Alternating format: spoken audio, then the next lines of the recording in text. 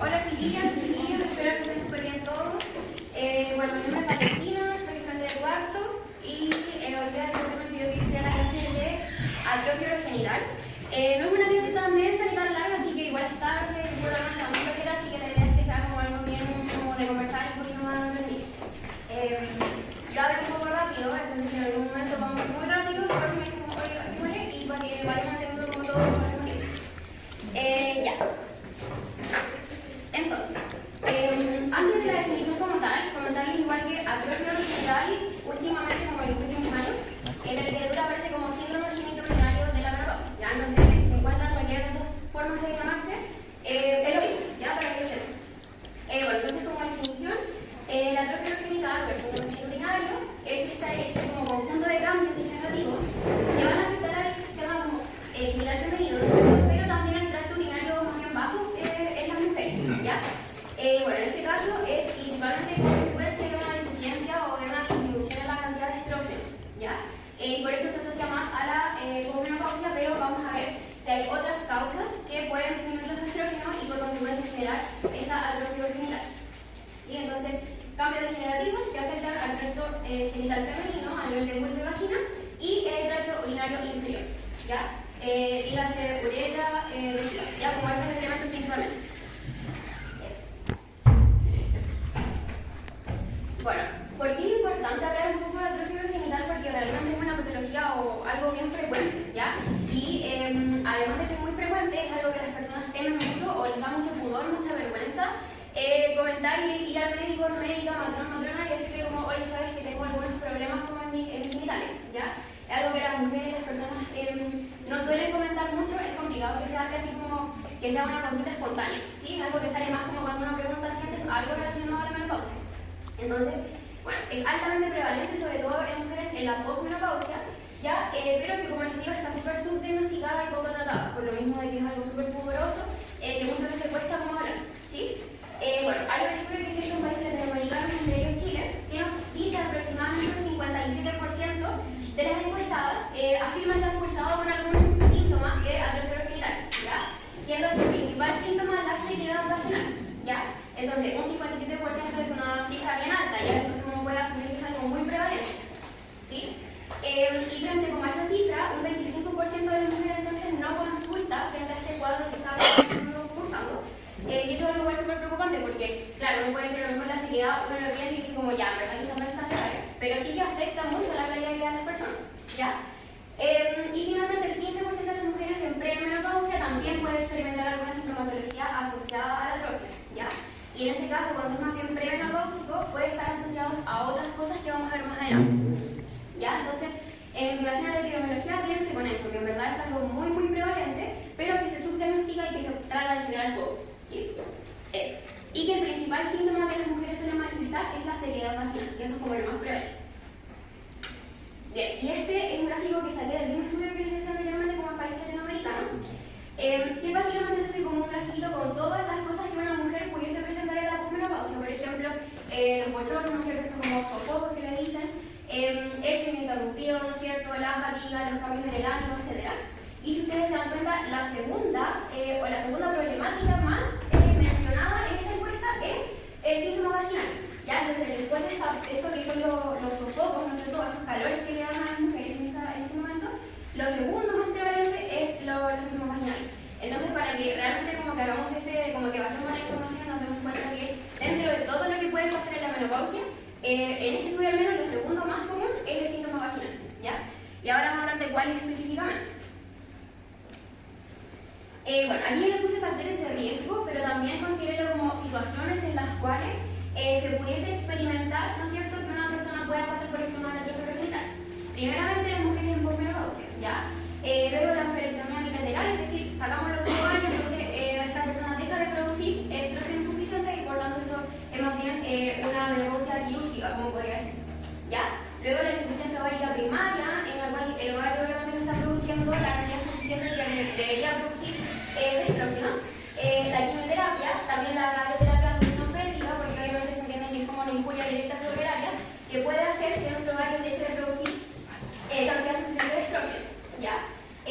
a menor hipotalámica, básicamente siguiendo con esta lógica como del eje hormonal, lo mismo. Los fármacos antiestrogénicos. Y en el caso del antecedente de cáncer de mama, no es como que uno diga que todas las mujeres o todas las personas que hayan tenido cáncer de mama automáticamente van a sufrir de esto, sino que está principalmente asociado al uso de inhibidores de aromatasa. No sé si saben o ya les comentaron cómo que hace el inhibidor de aromatasa o por qué esto puede ser como... ¿Alguien? ¿Quién se puede por ahí? Creo que hay cánceres que son como estrógenos dependientes. Muy bien. Entonces eso inhibe la conversión de andrógeno a estrógeno. Ya, muy bien, perfecto. Exactamente, la aromatasa lo que hace en términos muy generales es que en algunos tejidos transforman los andrógenos a estrógenos. Ya, entonces hay algunos cánceres de mama que son hormonodependientes, o sea que en presencia de estrógenos aumentan su tasa como de proliferación. Entonces se tiran estos medicamentos para, en el fondo, como interrumpir esa vía que es por estrógeno y eso obviamente también puede llegar a disminuir la cantidad de estrógeno. ¿Ya? El tabaquismo, y eso es un punto súper importante porque en general se dice que el tabaco disminuye la biodisponibilidad de los estrógenos. ¿Ya? Entonces, eso es lo que el efecto del tabaco. En el fondo, como que disminuye el metabolismo para la producción de estrógeno y por consecuencia entonces disminuye la biodisponibilidad. ¿Ya? Y la lactancia, porque obviamente ustedes saben que la lactancia y el posparto en general es un momento en el cual hay un desorden hormonal súper grande. Entonces, eso también puede ser un factor de riesgo para desarrollar una anorexia. ¿Ya? Eso. ¿Alguna duda hasta aquí? ¿Algo que le llame la atención? ¿No? Ya. Cualquier cosa vamos viendo, ya. Vamos parando. Ya, en cuanto a la fisiopatología, vamos a hablar un poquito de qué es lo que hace el estrógeno. Ustedes saben que el estrógeno tiene 1 millón de funciones en todas partes del cuerpo, pero obviamente vamos a hablar específicamente de lo que es el tracto urogenital. ¿Ya? Entonces, el rol del estrógeno, digamos, fisiológico en el tracto urogenital, principalmente son estas cositas de acá, les vamos a comer una por una. La mantención de un flujo adecuado sanguíneo, y adecuados niveles también de colágeno a nivel de la matriz extracelular. ¿Ya? Entonces, la presencia de estrógeno a este nivel, ¿no es cierto?, de la lo que va a hacer es que va a propiciar que la sangre llegue y se influya correctamente hacia allá. Eso tiene muchas implicancias porque obviamente tiene que tener una correcta irrigación, pero también ustedes saben que la irrigación a nivel del centro genital es la que propicia también la lubricación vaginal normal. ¿Ya? En el fondo tiene que haber como un exudado que permita que se forme esa lubricación. Entonces, si no hay un flujo sanguíneo adecuado, por tanto también se va a afectar la lubricación en ese sentido.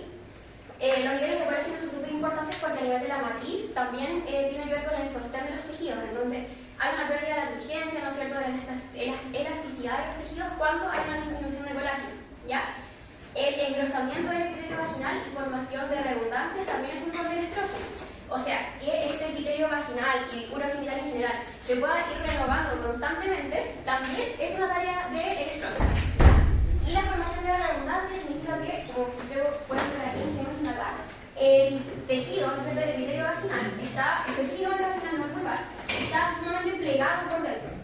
¿Ya? Esas son las redundancias, como plegamientos que se forman en el tejido vaginal. Y eso es súper importante porque ayuda a que la vagina sea un tejido elástico, que se pueda como deformar. ¿Sí? Entonces, si perdemos esa redundancia, entonces, por lógica, la vagina pierde como esa capacidad de deformarse en distintos contextos. ¿Ya? Algo importante también es que el estrógeno promueve la exfoliación de las células del epitelio vaginal. ¿Ya?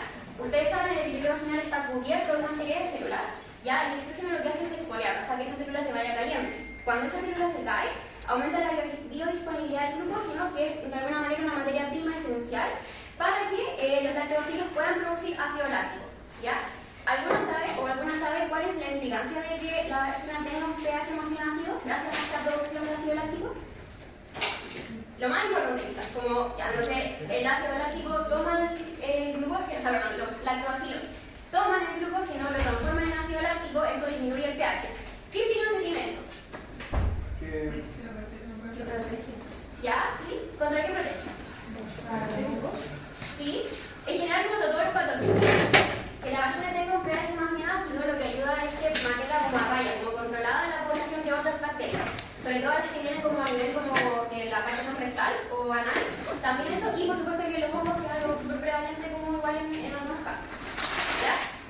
Bueno, el estrógeno también tiene una importante como relación con las respuestas fisiológicas que están asociadas al placer, la relajación del músculo liso a nivel genital, la vasoconstricción, que es esto que les digo que cuando hay flujo sanguíneo, para que pueda haber lubricación, los vasitos tienen que dilatarse y tiene que haber un transudado, en el fondo como que permita que pase agüita desde el vaso sanguíneo hacia la vagina como tal, y eso nos permite lubricar. ¿Ya? la lubricación está solo asociada a momentos como de placer y excitación sexual, sino que también es una cosa normal, o sea, la vagina tiene que estar lubricada en ciertas como medidas para que estemos como fisiológicos, ¿ya? Bueno, y como les digo, el tema de la lubricación. Ahora, hasta el momento hemos hablado solo como de la parte genital, pero los estrógenos también tienen una como alta relación con lo que tiene que ver con más bien urinario, ¿ya? Porque ustedes saben que tanto la parte genital como el urinario viene de una misma estructura que es el seno genital primitivo. O sea, que cuando tenemos la bobita, el fetito, ¿no es cierto? Eso está como todo unido, de alguna manera al inicio, está muy relacionado. Por lo tanto, la parte de la uretra, ¿no es cierto?, de la vejiga también va a tener receptores de estrógenos. Entonces, cuando esos estrógenos llegan a esos receptores, también tiene que ver con la mantención de niveles adecuados de colágeno a nivel de como lo que rodea la uretra como tal, pero también la vejiga, ¿ya? Entonces, piensen que si disminuye el colágeno alrededor de la uretra y alrededor de la vejiga, como que va a perder el sostén, ¿no es cierto? Porque el colágeno es dirigido principalmente del sostén. Entonces, al perder el sostén, eso puede implicar que haya mayor dificultad en el control como de todo lo que tiene que ver con la orina. Y ahí lo vamos a ver. Y la sensibilidad del músculo liso uretral en el sentido de que los estrógenos también influyen en cómo responde este músculo liso uretral al estímulo como de la orina como tal. ¿Sí? Eso. Entonces, piensen en que el estrógeno se relaciona con el nivel de colágeno a nivel vulvar y a nivel vaginal, el nivel de colágeno a nivel periuretral, uretral y vesical, ¿ya? Tiene que ver con la mantención del pH vaginal, con la mantención del grosor del epitelio vaginal y las respuestas asociadas al placer, principalmente vasocongestión y lubricación, ¿ya? Entonces, cuando disminuyen los estrógenos, entonces todo esto se va a ver afectado y vamos a ver cómo se traduce eso en clínica, ¿ya? Pero piensen en que entonces cuando bajan los estrógenos, más o menos de 50 picogramos, ¿ya? Que es como la forma en la que se mide, porque los estrógenos no se miden como, uno no puede decir como mide el estrógeno. En general lo que se pide es el estradiol sérico, ¿ya? O el estriol sérico, estradiol sérico. Es lo que se pide. Entonces, cuando hay menos de 50 microgramos por ml, en general se asocia a ya que empieza a haber una manifestación clínica de esta déficit de estrógeno, ¿ya? Entonces, cuando los estrógenos en general se dice que son 50 picogramos, ¿ya? Pero pueden ser menos 30, depende de la calidad de la bibliografía que se consulte, pero al menos en esta ¿cómo se llama? En esta revisión son 50, ¿ya? Pero pudiesen incluso menos personas hablar de 30, ¿ya? Menos 30. En cuanto ahora a los cambios tróficos, o sea, todos los cambios que se asocian como al epitelio geniturinario, ¿qué es lo que pasa cuando disminuyen los estrógenos? ¿Ya? Como ya habíamos hablado, disminuye o más bien se adelgaza el epitelio, se hace más finito, como más fiable, por decirlo así, con una mayor proporción de células parabasales en relación a las intermedias y las superficiales. Si vemos acá la fotito, se dan cuenta que está el tejido conectivo, ¿no es cierto? La base de alguna manera del epitelio justamente son las células parabasales, ¿ya? Están las células parabasales. Luego vienen las intermedias y luego las superficiales, como una cosita, ¿ya? Entonces, cuando disminuye los estrógenos, va a aumentar la proporción de células parabasales, o sea, la parte como más inferior del epitelio se va a engrosar o va a haber como una hiperplasia, van a crecer en mayor medida esas células, pero las que están arriba se van a ir haciendo más escasas, ¿ya? Y eso se asocia con este adelgazamiento del epitelio. Va a disminuir entonces también la vascularización y por todo lo que hablamos del colágeno y su pérdida, entonces va a haber también una pérdida en la elasticidad y la turgencia, o sea, va a ser una piel que va a estar como más flacidita, como más sensible a cualquier trauma, ¿no es cierto? Eso, como más caída, ¿ya? Y también va a haber una reducción de la humedad y la retención de agua, ¿ya? Porque como va a haber una alteración a nivel de todo el tejido conectivo, también las moléculas que atraen agua se pueden alterar, ¿ya? Entonces, estas moléculas que atraen agua van a empezar como a disminuir y se va a atraer entonces menos agua, por lo que nuevamente el tejido se va a ver más deshidratado, menos turgente, es como literalmente como la piel como de una persona mayor, así, ¿ya? Pero como a nivel de tracto genital. Entonces ahora, hablando un poquito del cuadro clínico, ¿ya? Es básicamente como la traducción de todo lo que hemos ido hablando, y aquí yo se lo divido, no sé si esto entra en su prueba, creo que sí, ¿o no? ¿No? No sé. Ah, sí, ya, pero para que lo puedan como estudiar de mejor forma, se lo dividí como a nivel vulvar, vaginal y urinario. ¿Qué pasa con estos tres niveles? ¿Ya? A nivel vulvar, va a haber una pérdida de la plenitud labial, que son labios menores mayores, ¿no es cierto? Y vulvar, o sea, va a haber como evidentemente una atrofia, va a haber una disminución del volumen de los labios, incluso los labios mayores con los menores se pueden llegar a fusionar, ¿ya? Y eso es algo que se ve como súper grosero y uno lo ve y como que automáticamente puede sospechar algo como esto, y es como algo que es bien orientativo. Entonces, también va a haber un estrechamiento del introito, que ustedes saben que es como la entrada de la vagina, por decirlo de manera sencilla. Esto como que se va a estrechar, se va a hacer como muy delgadito, como muy difícil en el fondo como de abrir, por decirlo. ¿Ya? Y con las superficies mucosas inflamadas, porque tenemos que ver que es un tejido que está muy susceptible, porque está más adelgazado, porque está más friable. Entonces cualquier cosa que pueda de alguna manera generar un trauma sobre esa zona puede generar sangrado, generar inflamación y es muy molesto. ¿Sí? Bueno, pérdida de la elasticidad, urgencia a nivel de la vulva, ¿no es cierto? Y también puede haber una disminución del vello púbico. ¿Sí? Entonces eso también puede pasar, no siempre, pero puede pasar. Ya a nivel vaginal, lo que les marqué en negro es lo que es como más prevalente, ya es como lo que si uno le pregunta a una persona que sufre de atrofia genital, es lo que probablemente les va a decir que siente, ¿ya? La sequedad vaginal, ¿sí? Literalmente es una falta de lubricación que se traduce en sequedad. La superficie va a estar más friable, es decir, a mínimo trauma eso va a sangrar.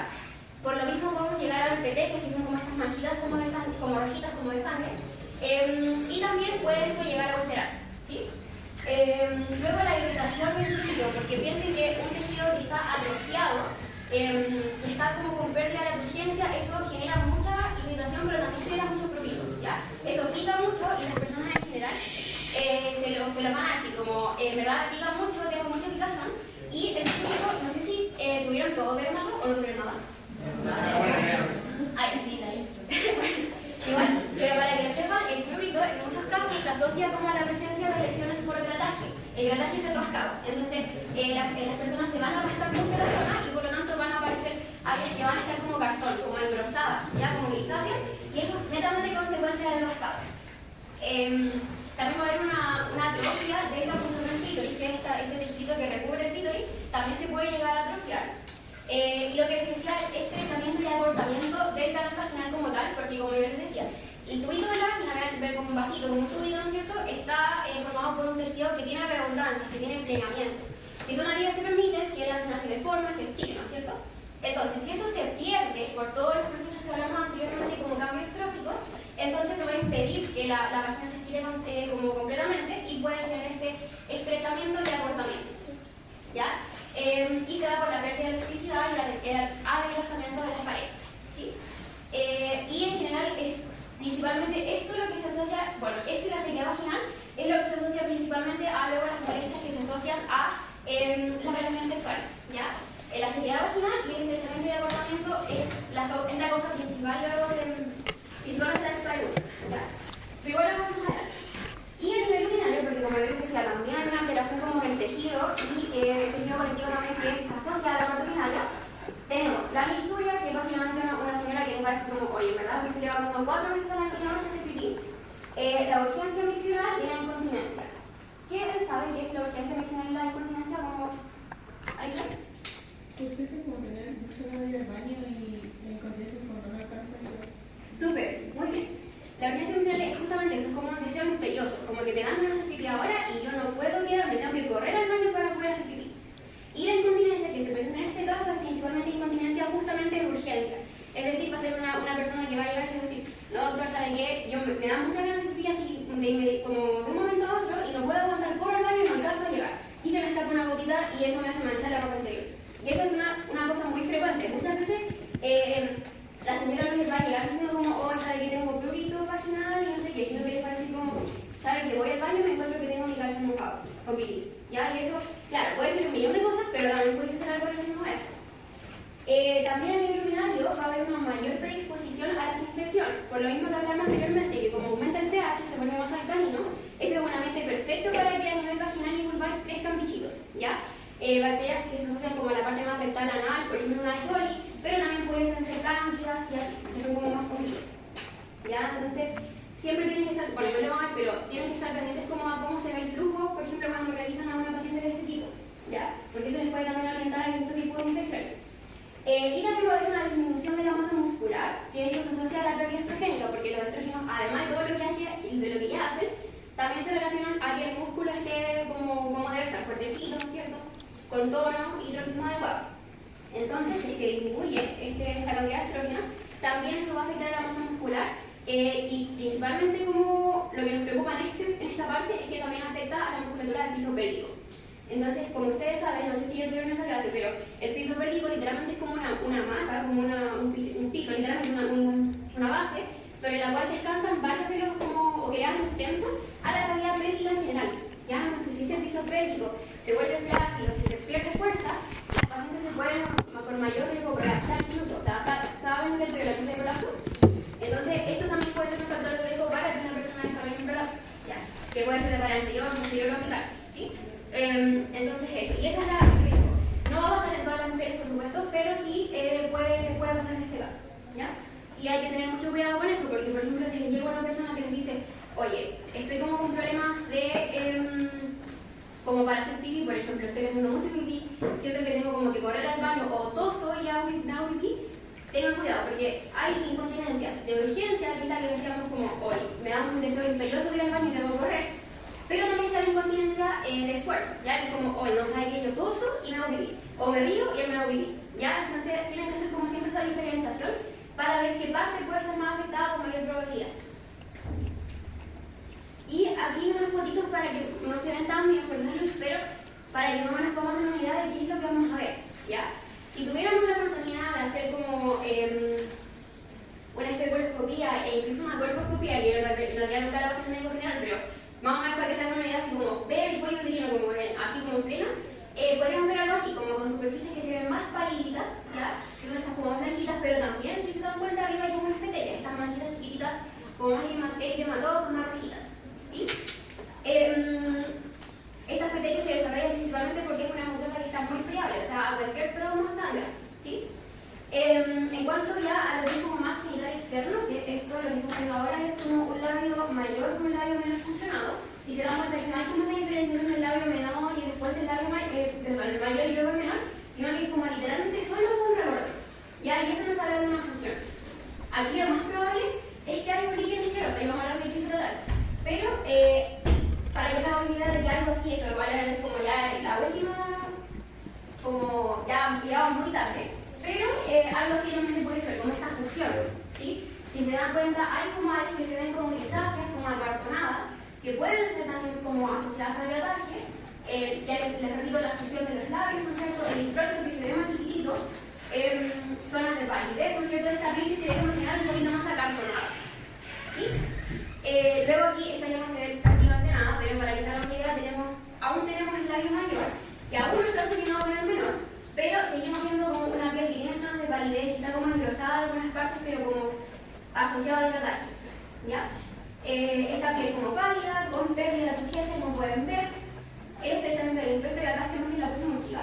Pero para que se hagan una idea de que un introito, ¿no es cierto?, una vulva un genital externo, obviamente todos los genitales son diferentes, no vienen porque no es el mismo porque una persona llega a consultar con un genital distinto que otro, todos los genitales son distintos, pero tiene que tener más o menos como una concordancia así como entre los labios, ¿no es cierto?, entre el monte, todo eso. Y acá si ustedes pueden ver, el introito se ve muy chiquito, ¿cierto? Acá está más ancho, acá está más chiquito. Y los labios pierden como esa plenitud. El labio mayor, por ejemplo, se ve más apropiado, más pegadito y se ve casi fusionado con el menor, ¿sí? Entonces, para que vean alguna diferencia entre cómo debería verse los labios y el introito, en un caso como normal y en un caso como atrófico. Ya, y a lo que me refería con que con mayor frecuencia pueden haber líquenes. Como no hubiese sido bueno que hubiésemos tenido como antecedente de dermato, pero los líquenes en general son trastornos dermatológicos que generan mucho prurito, ya que en general se asocian el líquen escleroso y el plano a cosas más bien autoinmunes, ya como, no sé por qué, pica pero pica, ya como esa es la explicación que crea, no tiene como un origen muy claro, pero en general es autoinmune, ¿sí? Entonces el líquen escleroso y el líquen plano y también el simple crónico, básicamente son estas alteraciones dermatológicas que a la persona le van a producir una aplicación pero atroz, o sea, una cosa horrible, como insoportable, literalmente tienes que ir así como algo insoportable. La persona no puede dejar de rascarse, entonces ese rascado, que es el grataje, se asocia con estas lesiones en las cuales la piel se engrosa. Entonces por eso puede ser como un poco contradictorio, que digamos como ya, pero si es que en una presión genital hay un desplazamiento del epitelio, con una pérdida de plenitud, pero luego me lleva una persona con una piel muy engrosada y muy acartonada, entonces yo debería sospechar que también puede haber otra cosa más bien dermatológica, ¿sí? Y en el caso que ustedes se encuentren con algo que sospechan que es más bien de esa área, lo más recomendado obviamente es derivar, por supuesto, pero en general lo correcto sería iniciar con corticoides. Si el corticoide no funciona, ya debería entonces empezar a pensar en tratar la atrofia, o la alteración dermatológica correspondiente y luego la atrofia como tal. ¿Sí? Pero lo que tienes que saber en realidad, como lo importante, es que en personas con síndrome genitourinario es más frecuente que en la población normal que haya alguna presencia de líquen, ya sea escleroso, plano o simple crónico, y que estén estas lesiones asociadas al rascado. ¿Sí? Es más frecuente que en una persona que no está pasando por atrofia. Bueno, aquí les dejo una tabla como con síntomas más detallados, cosas más que a lo mejor son menos prevalentes, pero volvemos a lo mismo. ¿Sí? Acá algo importante que lo que quiero recalcar igual es que la dispareunia, o sea, esta molestia, esta como el dolor al mantener relaciones sexuales, se asocia principalmente a la sequedad vaginal y a este estrechamiento y acortamiento del canal vaginal. Porque obviamente una vagina que no está lubricada, no está preparada y va a generar dolor. Si hay penetración sobre todo, y ni siquiera como solo como relaciones penetrativas, sino que incluso la masturbación puede llegar a doler. ¿Sí? Entonces, por eso hay que tener cuidado en ese sentido, y acá les dejo como esa tabla en la que ustedes pueden ver como cosas más específicas, pero lo que es más prevalente y más importante es lo que está en la tabla anterior. ¿Sí? Piensen siempre en sequedad, en irritación, en picazón o prurito, ¿no es cierto?, en la dispareunia, en el ardor, ¿no es cierto?, a nivel urinario, en la incontinencia, en la luxuria. También sospechen si es que una señora mayor les dice como, oye, yo tengo 6 ITU al año, por ejemplo, ese tipo de cosas. ¿Sí? Ahora, les puse igual esta tablita como para ver enfocadamente qué es lo que deberíamos preguntar y qué es lo que deberíamos buscar en la anamnesis y en el examen físico. En la anamnesis remota, obviamente ustedes saben que tienen que hacerla completa, siempre, ¿cierto? Pero buscar específicamente énfasis, con énfasis te digo, en el estilo de vida, ¿ya? En el consumo de fármacos y en el tabaco, ¿sí? Porque no hay una relación tan clara o tan como formal entre, por ejemplo, un IMC elevado con la presencia de atrofia genital, pero en general se sabe que la obesidad es un factor de riesgo para muchas cosas y que es un estado que propicia un estado de inflamación crónica. Entonces hay que tener cuidado con eso. Consumo de fármacos, por ejemplo, lo que yo les decía de una persona con antecedentes de cáncer de mama que ha utilizado algún medicamento que sea inhibidor de la aromatasa, por ejemplo, y por supuesto el tabaco, porque ya les decía que disminuye el estado de disponibilidad de los estrógenos. ¿Ya? Entonces, eso. Y ustedes, yo creo que todos lo sabemos que siempre que una persona diga que fuma, la idea es hacer la consejería como, oye, por favor, deje de fumar. ¿Sí? En la análisis próxima, o sea, aquí preguntamos para definir un poquito mejor el cuadro por el cual estamos pasando, indagar siempre los síntomas de sequedad vaginal, ya el dolor, por ejemplo, el sangrado por existir y sangrado postcoital, ¿sí? El dolor como tal, el prurito, los síntomas urinarios, ¿sí? Y siempre es súper importante preguntar también por otros síntomas de la menopausia, porque a lo mejor va a llegar una persona que les va a decir como, tengo tal cosa como más a nivel genitourinario, pero a ustedes no se les puede pasar nunca preguntar por otros síntomas, porque va a definir cómo lo vamos a manejar, ¿sí? También es súper importante, y es algo que pasa mucho, y creo que estuvo como muy de moda cuando era más chico, que esto del jabón íntimo, como un jabón especial para lavar la zona genital, ¿no es cierto? O personas que hasta se ponen perfume en la zona genital, ¿ya? Entonces, siempre preguntar y saber si la persona está usando estas cosas, ¿sí? Porque son productos que en general son irritativos, o sea, hoy si una persona llega y le dice como, no, es que yo en verdad, siempre antes de salir por si acaso no pongo poquito de perfume en mi zona genital, eso igual puede ser el causante como de algo parecido. Entonces siempre descartar que nuestra paciente esté usando algo por esto, ¿ya? Y también el uso de protectores diarios, ¿sí? Porque por ejemplo puede pasar que la señora nos diga como, ¿sabe qué? Como me estoy haciendo un poquito de pipí todos los días, me pongo protector diario para que no se me moje el calzón, ¿sí? Y eso igual tiene un efecto irritativo sobre la piel, entonces no es tan recomendado que se use, ¿sí?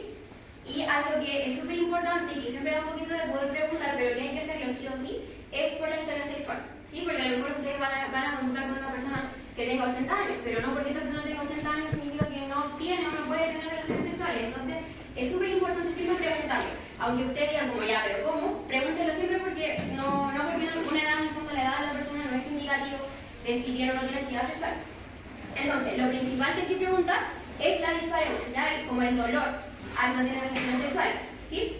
Luego, el interés, si la persona aún siente interés en mantener relaciones sexuales o si lo ha disminuido solo por su sintomatología, ¿sí?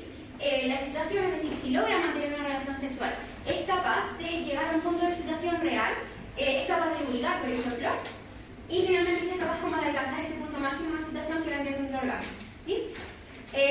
Y es importante comparar todos estos datos con en el fondo el momento de mayor función sexual, como por decirlo así.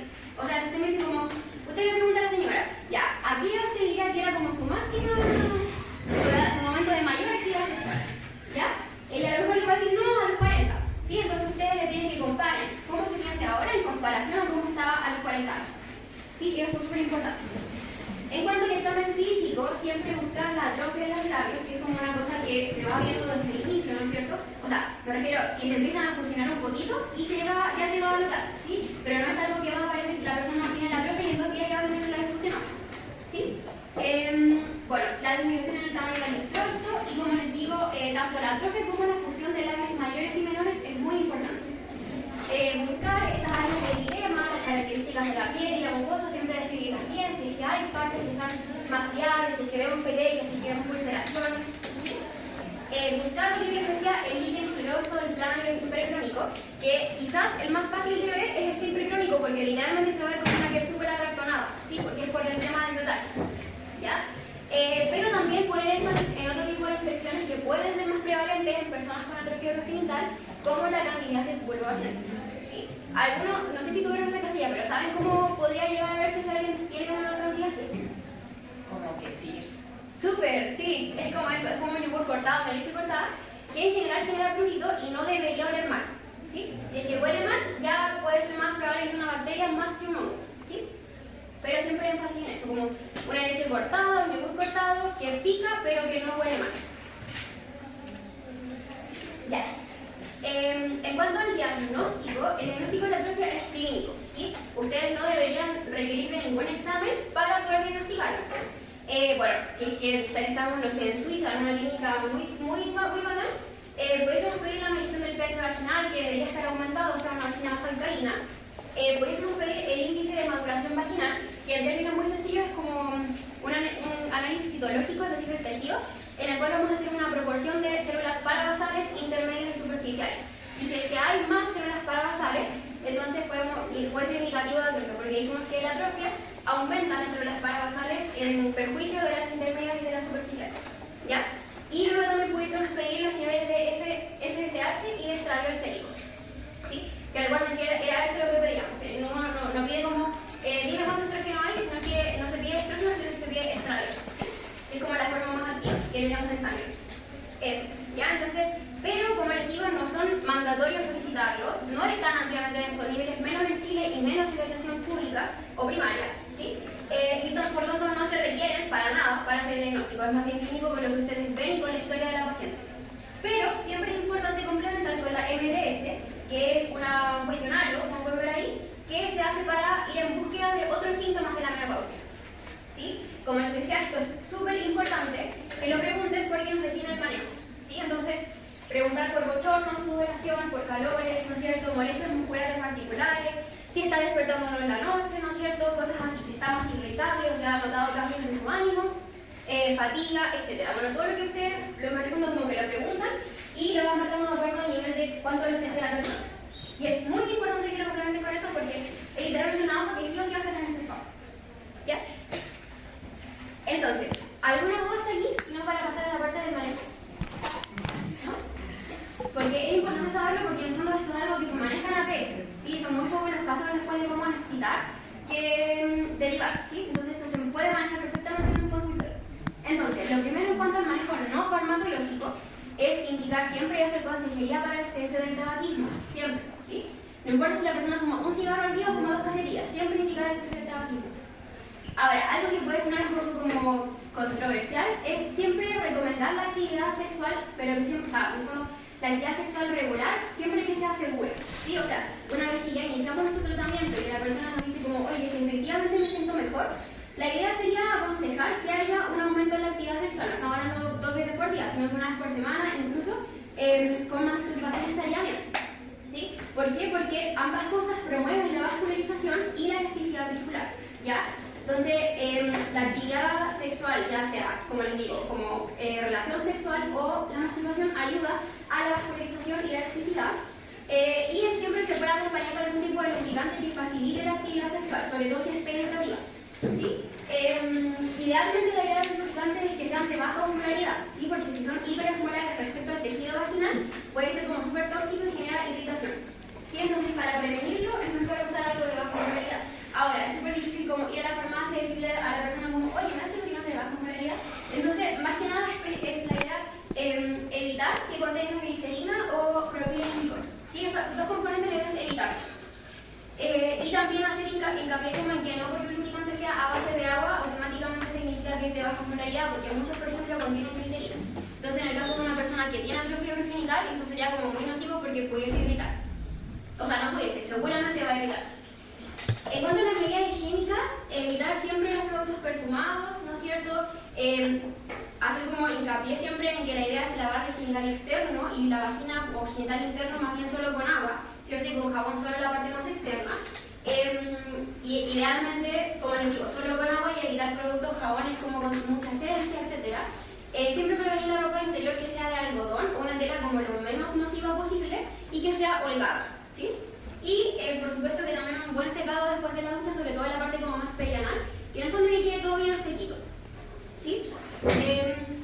Ahora los humectantes vaginales es algo que en verdad tiene mucha evidencia de que sí funciona como ayudancia, o sea, como ayuda al tratamiento, que pueden ser a base de ácido hialurónico, liposoma o geles policarboxílicos, ¿ya? ¿Cuál es la idea de estos lubricantes vaginales? O sea, perdón, humectantes vaginales, que son como cremitas o son como geles que se pueden poner al interior del canal vaginal y eso de alguna manera se pega al tejido, ¿no es cierto? Y atrae agua, atrae humedad. Entonces eso permite que la vagina esté como constantemente lubricada y eso obviamente disminuye la sequedad, la irritación, el prurito, ¿sí? Luego, la ejercitación del piso pélvico, esto en realidad a todas las personas sirve después de cierta edad, después del parto, por ejemplo, pero en estos casos sí se puede indicar, sobre todo en las mujeres que les refieran, oye, yo toso y me hago pipí, ¿ya? Entonces es correcto indicarlo en ese caso, ¿sí? Me parece que son como ejercicios de Kegel los que sirven, ¿ya? Entonces, obviamente es algo que se puede como omitir en caso de que alguna persona no le refiera con mayor incomodidad a ese nivel, pero si sí lo hace, si hay signos de incontinencia, ¿no es cierto?, no estaría de más pedir, ¿sí? Y el Cranberry, que se recomienda especialmente si es que no se refiere a la hiporrepetición, ¿sí? El Cranberry a veces como que suena como un poco como que a lo mejor no tiene mucha evidencia, pero tiene mucha evidencia de que sí sirve para la hiporrepetición, sobre todo para la parte preventiva. O sea, no es un tratamiento para que no te dé hiporrepetición, sino que es una cosa profiláctica, ¿ya? Entonces sí sirve y lo podemos recomendar a la persona que nos diga como, oye, he tenido 5 hijos en este año, por ejemplo, ¿sí? Eso en cuanto a lo no farmacológico. Una consulta. ¿Sí? ¿Qué es el cranberry? Es como un arándanito, como una fruta. Sí, como un arándano. O como una vallita. ¿No son Sí. las gomitas que venden de...? Sí, es como base de eso. Entonces hay gomitas, hay pastillas, hay jarabe, hay té. Es como una frutita. Y eso tiene mucha evidencia de que funciona. Y se lo pueden indicar. ¿Es como algo nutricional entonces aparte o no? Es como... no como nutricional. Como ayudancia. ¿Ya? Es como una frutita aparte, a partir de la cual se puede hacer todo lo que mencioné, pero que en este caso sí sirve, tiene evidencia de que sirve. Eso. Sí es como un suplemento, sí, como un suplemento. Que sirve en el caso de que haya hiporrepetición de manera profiláctica, no como tratamiento. Ya. En cuanto a lo farmacológico, tenemos dos estrategias principales, la estrategia hormonal y la hormonal y no hormonal, y dentro de la hormonal vamos a ver que tenemos local y sistémica. ¿Sí? Entonces, hormonal y local es la primera línea para el manejo, ¿ya? Lo local es la primera línea. Entonces, ¿cuándo vamos a preferir utilizar una estrategia hormonal local? Si es que nuestra paciente nos refiere que no, que además de la atrofia urogenital o de los síntomas de atrofia, no tiene ningún otro síntoma menopáusico, ¿ya?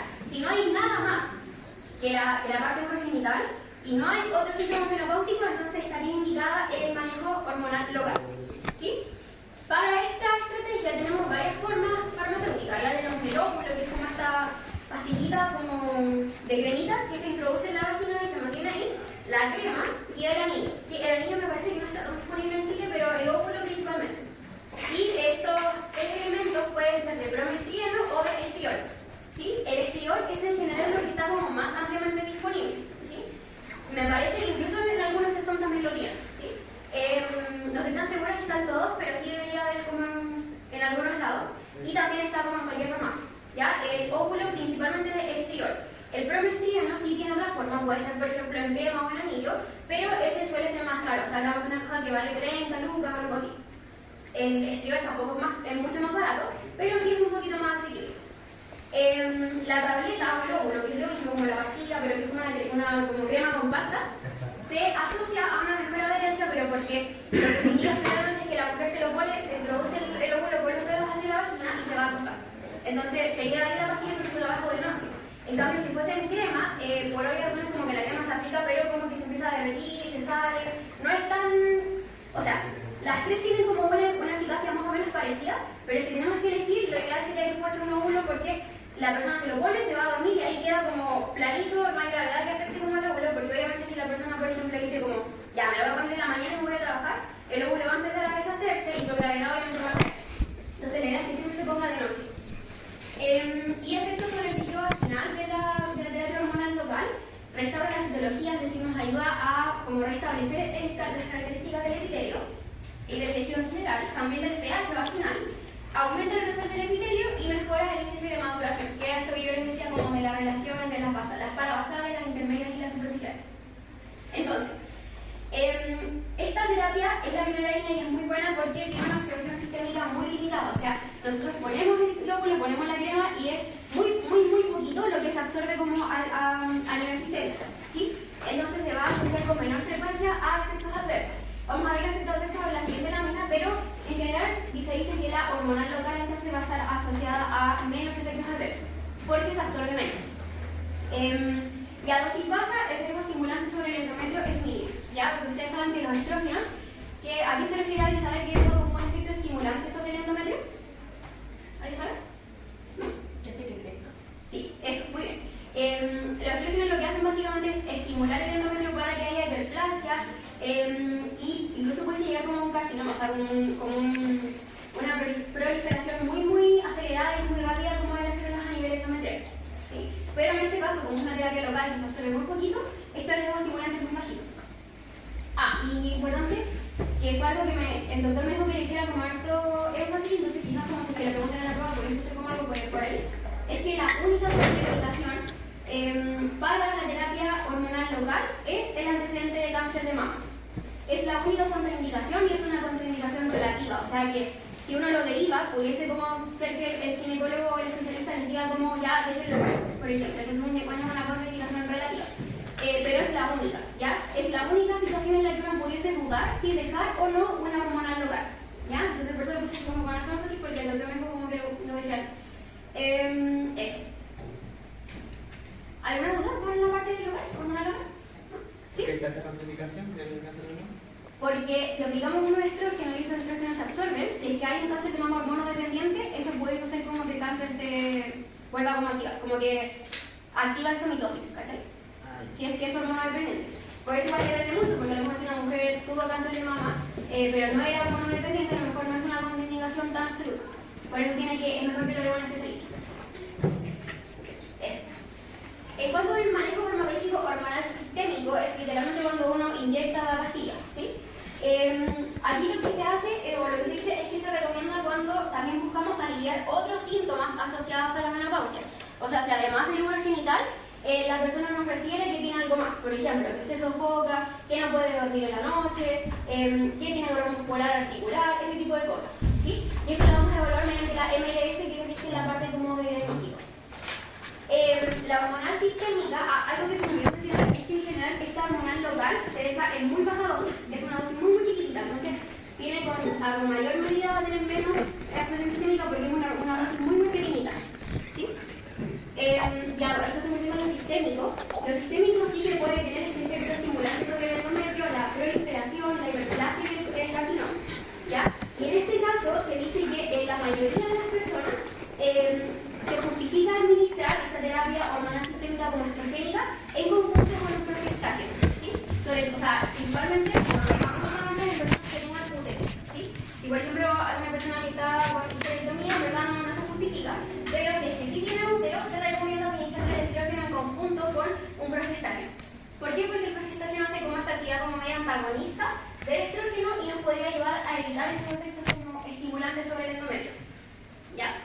En realidad los efectos que tiene la hormonal sistémica es muy similar a lo que tiene la hormonal local, pero levemente menos eficaz, ¿ya? Es una cosa como muy ínfima, no es como que tú digas, oh, realmente es mucha diferencia, no es una cosa muy pequeñita.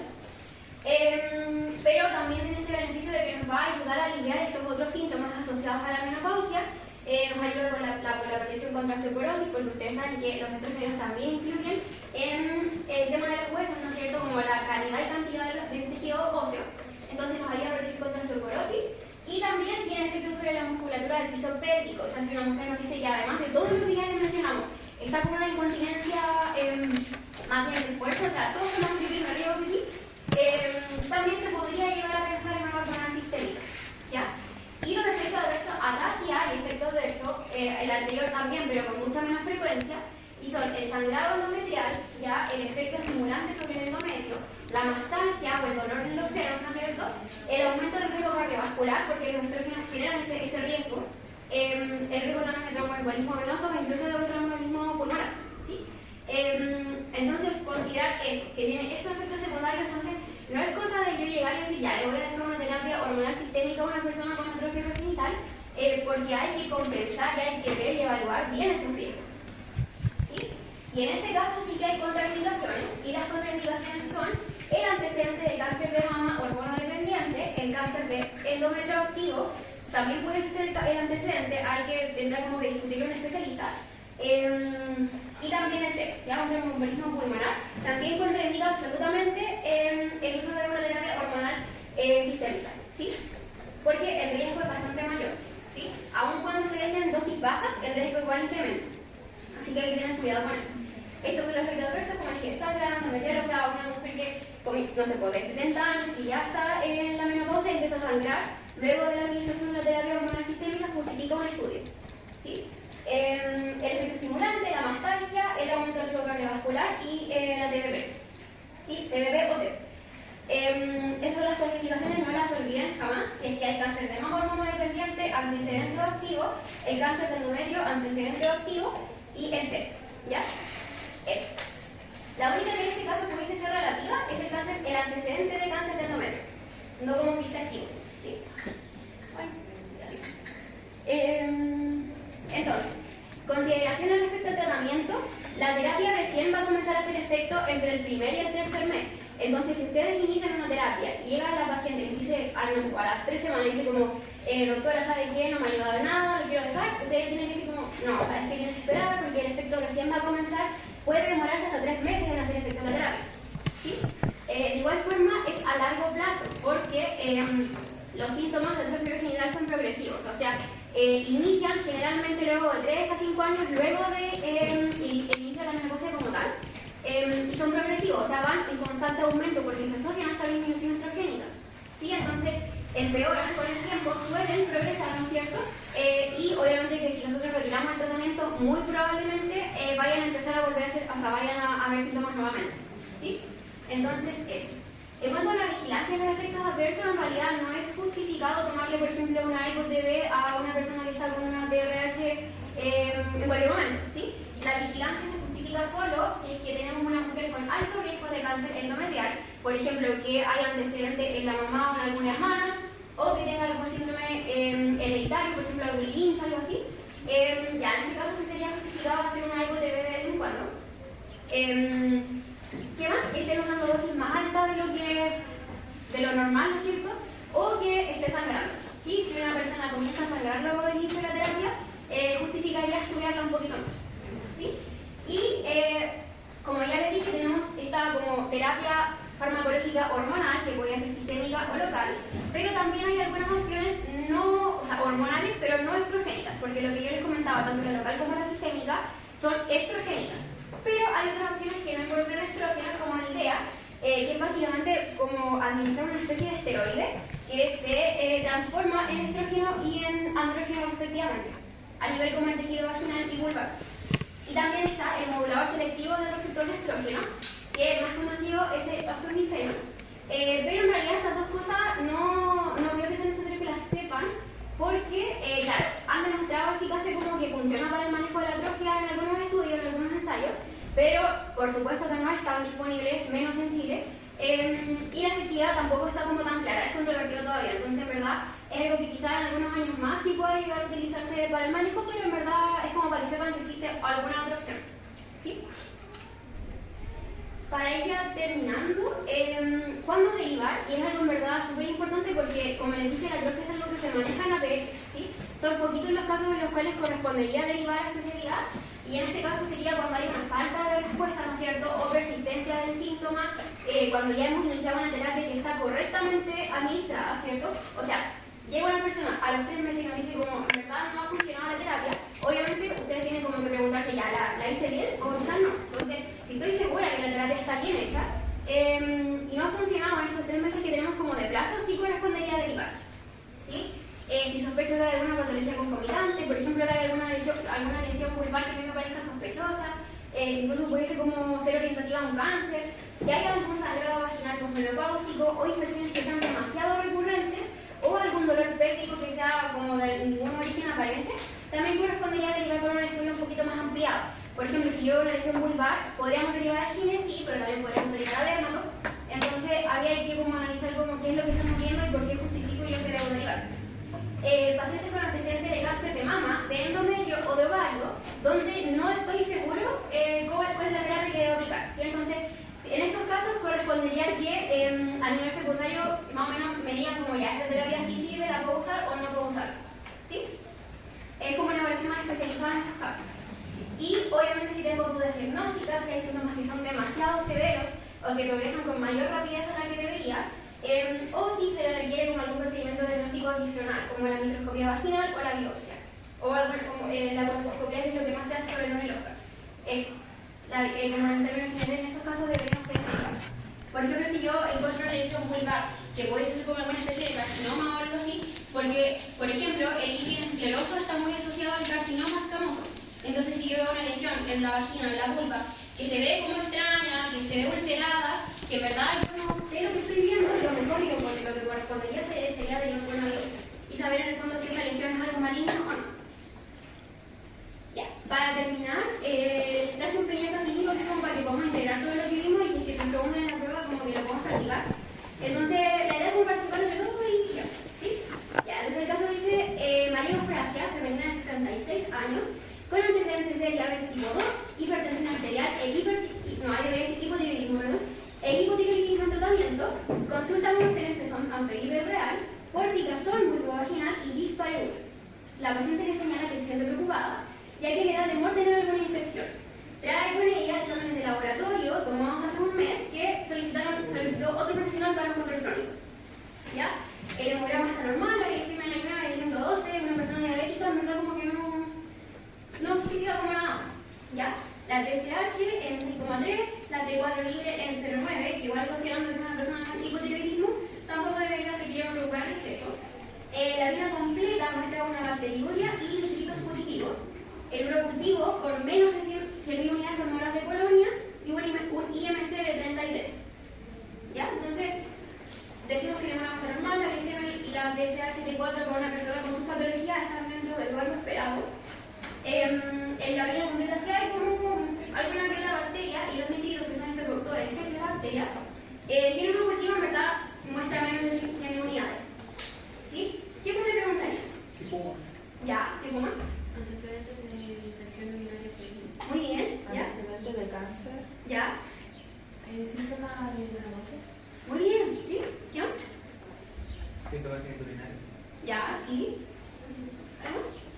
¿Cuándo le llegó la menopausia? Muy bien, es muy importante. ¿Ya tenía otro grupo? ¿Sí lo tienes primero? ¿Ya tenía otro grupo? Ya, sí. ¿Vamos? ¿Qué más se le ocurre que pudiesen preguntar? Sí, igual va a estar.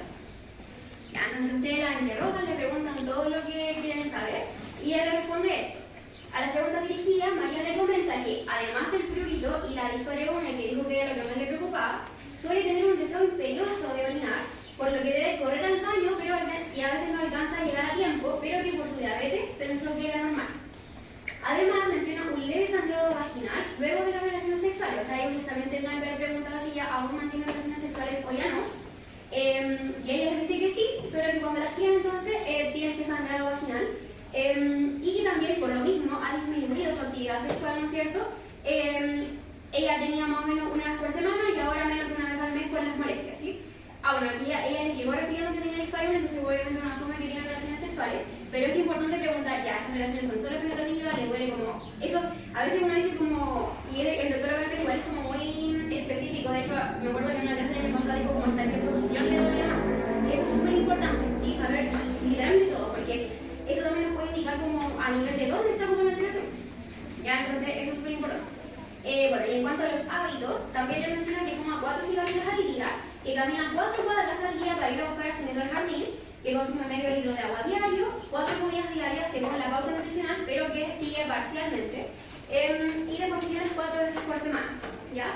También hay unos que tuvieron que haber preguntado si utilizaba alguna cosa a nivel genital, jabones, perfumes, protectores, etc. Y ella a esa pregunta le responde que no utiliza ningún producto adicional para el lavado, ¿no es cierto?, de su zona genital, y que utiliza como el jabón solo en el genital externo, como a nivel local.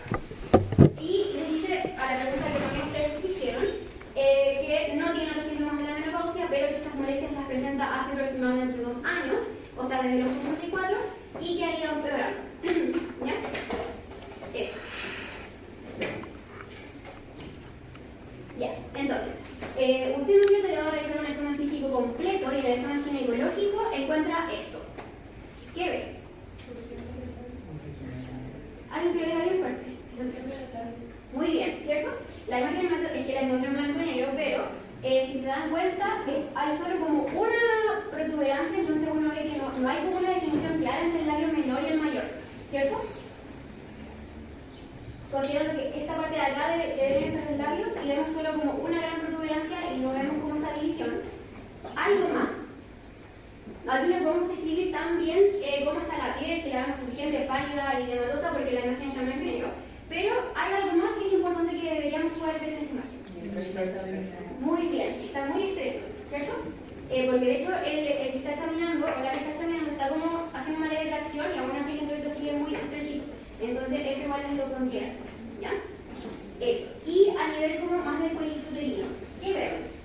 Tampoco se ve también, pero algo sé. Muy bien, ¿se ve como esta zona? Sí, también, porque se ve como esta zona como más palidita, como más acartonada, si se quiere decir, y también vemos esta zona como más de pequeña. Cuando uno hace una espectroscopía o una colposcopía y se encuentra con algo así, como más eritematoso, siempre hay que tener un poco de ojo porque pueden haber lesiones precursoras como de malignidad que se puedan ver parecido, pero siempre se van a ver como un poquito más ulceradas, como más columnas, ¿sí? Pero siempre hay que tener cuidado y de hecho no estaría de más pedirle a una paciente que consulte siempre reforzar el tema del PAP. Te vas a preguntarle cuándo fue su último PAP, cómo salió su último PAP. Si me dice, no, doctora, sabe que no me lo tomó hace 10 años, mandarle al tiro que sea un PAP, ¿ya? Porque nunca está de más, aunque yo no vea nada ahí. Nunca está de más y tiene que seguir como ese protocolo según el screening, ¿ya? Muy bien, entonces vimos está como estrechamiento del introito, la función de los labios, la piel no la podemos describir, pero sí se ve como que no hay una anatomía tan normal de esta zona, ¿cierto? También se ve como de arriba que el capuchón de que está un poquito como más caído de lo que debería, ¿sí? Y en cuanto al culito, vemos que sí hay zonas de petecas, ¿no es cierto? Que hay una palidez y todo eso, así que muy bien, ¿sí? Ya. Entonces, ahora hablando sobre cómo vamos a manejar a esta paciente, y esto ya así, con esto terminamos, siempre, lo más importante de todo, obviamente, enfocado en la autonomía de la persona, ¿no es cierto? Es decir, qué es lo que ella prefiere, qué es lo que quiere, cuáles son sus creencias, cuáles son sus ideales. Muchas veces las personas, igual incluso por creencia religiosa, pueden llegar a creer que no pueden tratarse con algo hormonal, por ejemplo. Entonces siempre hay que tener en consideración qué es lo que quiere nuestra paciente, ¿sí? Y qué es lo que necesita para empezar a mejorar su calidad de vida. Entonces, el honor farmacológico, ¿qué le recomendaría? La primera, súper. Entonces el tabaquismo, ¿qué más? ¿Qué más que se les ocurra? ¿Qué dirían? Seguir la dieta. También, sí. Pero como es una persona diabética, lo más seguro es que la misma nutricionista del sexo me haya dejado una pauta que no está siguiendo. ¿Algo más? Ya, sí. ¿Algo más? Sí, que la relación sexual es segura para continuar. Muy bien. ¿Algo más? Faltan varias cosas que hay que hacer. Sugerir el uso de lubricantes. ¿Ya? Súper. Recuerden que no porque la paciente no me diga cómo es su ropa interior, yo debo igual sugerir que la ropa interior sea holgada siempre, por ejemplo, ¿cierto? Entonces, sin importar cómo si la paciente me dice toda su vida o no, igual la idea siempre es hacer una consejería bien profunda.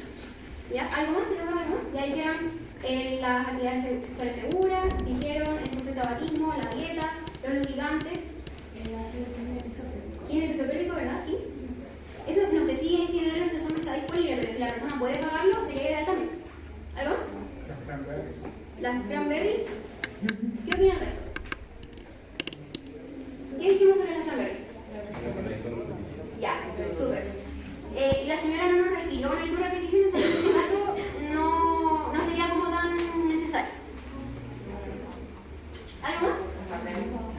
tomar harta agua.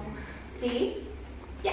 Entonces, como bien dicho ustedes, lo primero, la consejería como antitabáquica, que aumente el consumo de agua, es súper importante porque incluso si una persona toma poca agua, eso igual puede hacer como más fácil que desarrolle una hipo. Entonces, agua. Que aumente la actividad física, ¿no es cierto? Sobre todo para el centro del IMC, que como les dije, no es una relación como tan estrecha entre IMC elevado con otro fibro genital, pero sí que obviamente la obesidad per se es una condición preinflamatoria, entonces puede afectar, ¿ya? Luego, educar respecto al seguimiento de la pauta alimenticia, o sea, si la Nutri le dejó algo, que por favor lo siga, y no solo para mejorar esto, sino que también al ser una persona diabética es importante que esto sea como cumplido a cabalidad.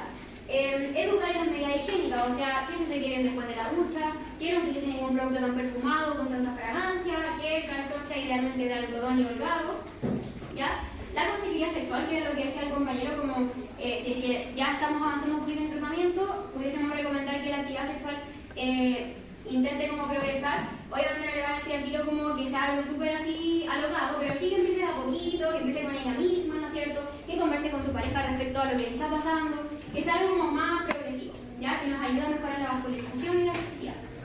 Y lo único que faltó sería el tema del hidratante vaginal, que no tenemos que lubricante, porque el lubricante lo usaríamos más bien en la actividad sexual, y aparte como dentro de la consejería sexual. Pero el hidratante, esto que les como la cremita o el gel que se aplica en la vagina y que nos ayuda a retener agua. Ya, eso es igual, en general ahí les puse como esas dos marcas que están como en Chile, no salen, obviamente hay que comprarlas, que son el Ainara y el Hidrofeme, pero que son caras. Entonces usted, obviamente su mamá les pregunta como, ¿usted puede pagarla? Si le dice que sí, bacán, que la compre, no es como persona ni nada, pero bacán que si la puede comprar. Y si no, igual indicar como todo el resto. Ya no es como una cosa que tú digas, sin esto no va a funcionar tu tratamiento, pero si que puede pagarlo, sería bacán. Ya. Y en cuanto a lo farmacológico, acá lo quiero porque son preguntas. Entonces, ya, ¿tiene alguna contraindicación la paciente para la terapia hormonal? ¿No es cierto? Ya. ¿Tiene algún síntoma neurológico? No digo nada. Entonces, si ustedes fueran el médico o la médica tratante, ¿dejarían algo sistémico o algo local? Local, ¿cierto? ¿Y qué sería lo que más fácilmente podrían utilizar? ¿Óvulos de qué? Muy bien, sí, óvulos de flor. Es como lo que más, ¿verdad? Lo más fácil. En general, en realidad la posología como el asunto es como muy variable y no lo puede dejar en quizás como recomendaciones, pero lo que se suele hacer es iniciar recomendando de 2 a 3 veces por semana el óvulo, ¿no es cierto? Se introduce con los 2 dedos en la vagina y la paciente se va a acostar con el óvulo puesto, ya, el óvulo se efectúa durante la noche, lo dejamos 2-3 días, las primeras 3-4 semanas, y luego ya, que pasa ese tiempo, podemos dejarlo una vez a la semana, ya como parte de mantención, ¿sí? Entonces eso, al inicio como una especie como de carga, ¿no es cierto? Como aplicamos el óvulo como en forma de carga, como mayor cantidad. 2-3 veces a la semana y ya luego podemos ir disminuyéndolo a un óvulo a la semana, ¿sí? Y cada cuánto lo controlo, en realidad no es una patología que uno diga como ya, le va a hacer un control súper estricto cada 6 meses, pero sí lo ideal sería que la citen a un control a los 3 meses, que es donde ya debería haber hecho efecto la terapia. Entonces ahí vamos a ver si esto funcionó o no funcionó. Si no funcionó, correspondería derivar, ¿no es cierto?, para un estudio un poquito más avanzado. Y si funcionó, bacán, la pueden derivar, que la verdad, por ejemplo, matrón, ¿no es cierto?, que es un poquito más específico como la parte más genitourinaria. O si no la controlan en realidad cada 1 año quizás, pero como les digo, no requiere un control tan estricto. A no ser que obviamente ustedes tengan que decirle a la paciente si usted vuelve a sentir estas incomodidades, ¿no es cierto? Si vuelve a percibir que estas cosas vuelven a aparecer, que empeoran o que aparecen otras cosas distintas, vuelva a consultar, ¿ya? Pero en general no requiere hacer un seguimiento súper estricto, ¿ya? Pero sí es importante que controlen los 3 meses para saber si funciona la terapia y sobre todo para ver si es que haya algún efecto adverso. Porque ya dijimos que en esta paciente vamos a dejar la terapia local, que dijimos que la actuación es muy mínima, entonces seguramente es muy poco probable que haya efecto adverso, pero sí es importante obviamente descartarla en los 3 meses, ¿ya? Eso. Y ahí les digo como la fotito como el que es el logo